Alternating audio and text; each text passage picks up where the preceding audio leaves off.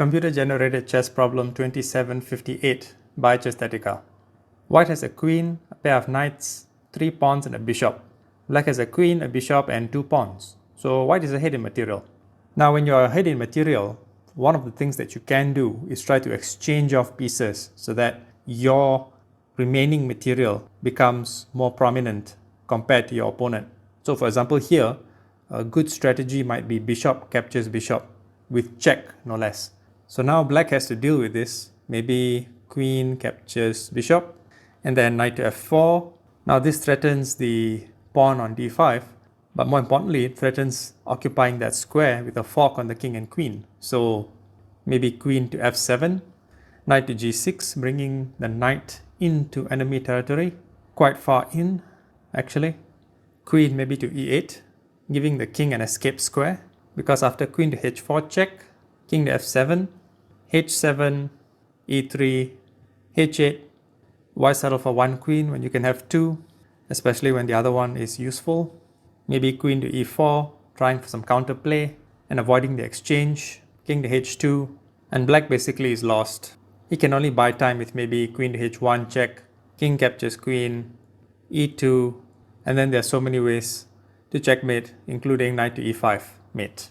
So that's one way to go about it. But are all those complications really necessary? It turns out no. And here's why.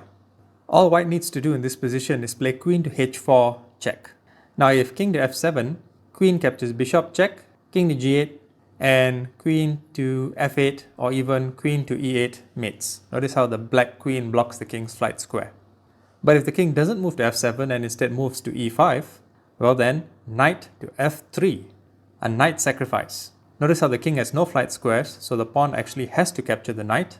And this opens the e-file, which allows queen to e1, moving backward along the diagonal. The king is forced to f6, and queen to e6 mates. So white sacrifices a knight for the fastest mate in 4 moves. Interestingly, the next best line, as you can see from the engine analysis, also involves a knight sacrifice, knight to f3. Now if pawn captures knight, queen to h4 check, same as before, the king moves to e5, queen to e1, king to f6, and queen to e6 mate. But let's say black saw that and didn't capture the knight. Let's say black played king to f7. Well then queen to c7, pinning the bishop, queen captures pawn, knight to g5 check. Notice in the notation the h knight is pinned, so it's not necessary to annotate it as knight on the f file to g5. It's just knight to g5. And here king to g8, queen captures bishop, queen captures knight check, knight captures queen, because black is already lost, e3, queen to f8 check, king to h7, and knight moves back to g5 with mate.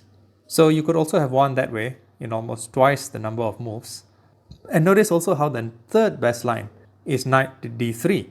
And here similarly, if pawn captures knight, we have as before. So the king moves to f7, queen to c7, also as before, queen captures pawn, queen captures bishop check, king to g8, and here queen to e8 check, king to h7, queen to f7 check, king to h8, bishop to d4 check, and black cannot prevent mate. Until next time.